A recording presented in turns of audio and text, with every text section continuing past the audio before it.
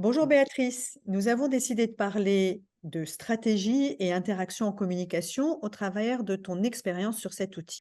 Il y a quelques mois, je t'ai proposé de tester l'outil et de t'accompagner sur la compréhension des résultats, ce que nous appelons communément le débrief de l'étude SIC. Avant de commencer, tu peux peut-être te présenter.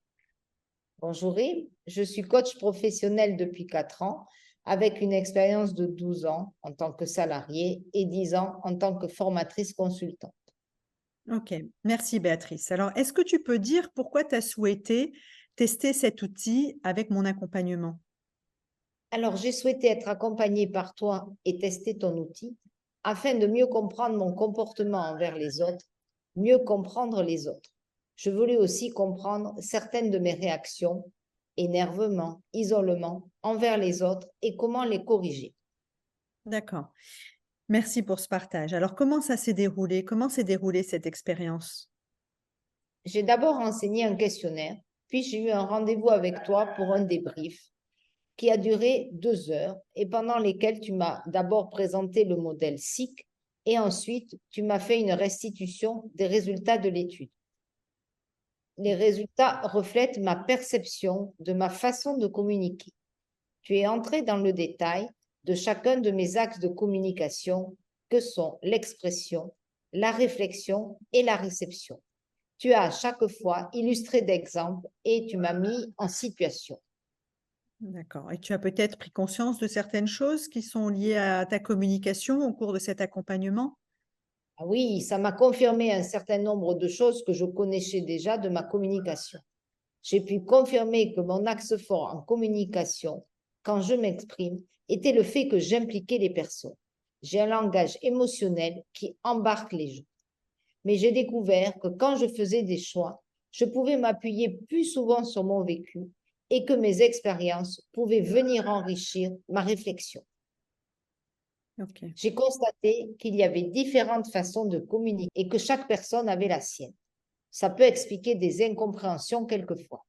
Oui, Béatrice, effectivement, tu as pris conscience que si tu diversifiais ton langage, c'est-à-dire si tu changeais de mode de communication, tu allais vers les autres et que c'était un pas vers l'altérité. Qu'as-tu trouvé de différent par rapport à d'autres études que tu as pu avoir sur ta communication? Ce que j'ai trouvé différent, c'est que cette approche modélise ma façon de communiquer, me permet de progresser sur les axes de communication que j'utilise. Cette étude ne m'enferme pas, c'est plutôt un modèle qui permet de progresser. J'ai pu voir aussi comment ma façon de communiquer pouvait quelquefois dégrader ma relation dans le fait d'insister sur une façon de communiquer quand je m'énerve ou quand on ne me comprend pas. J'ai découvert que si je changeais mon mode de communication, je me donnais plus de chances de toucher maintenant l'interlocuteur et d'être comprise. Oui, alors quand on insiste, c'est ce qu'on appelle en médiation professionnelle de la surenchère, hein, où on fait encore plus qu'on sait faire d'habitude, encore moins ce qu'on fait de moins. Et quand tu changes de façon de communiquer, c'est la diversification du langage dont on a parlé tout à l'heure. Cette dernière, c'est une des clés de la qualité des relations.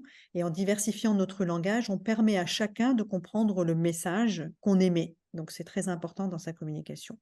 Qu'est-ce que tu as pensé de cet outil?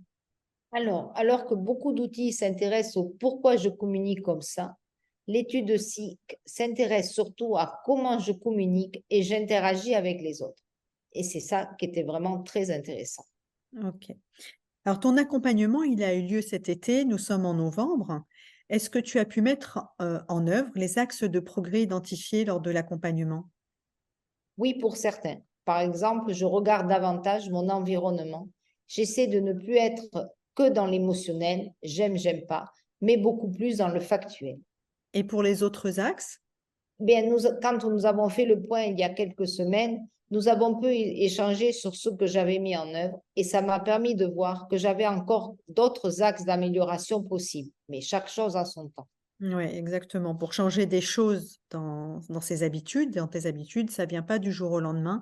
C'est un effort de tous les jours qui devient ensuite une habitude. Bientôt, tu ne t'en rendras plus compte d'ailleurs, Béatrice. Merci pour ce témoignage. Merci Rim pour cet échange.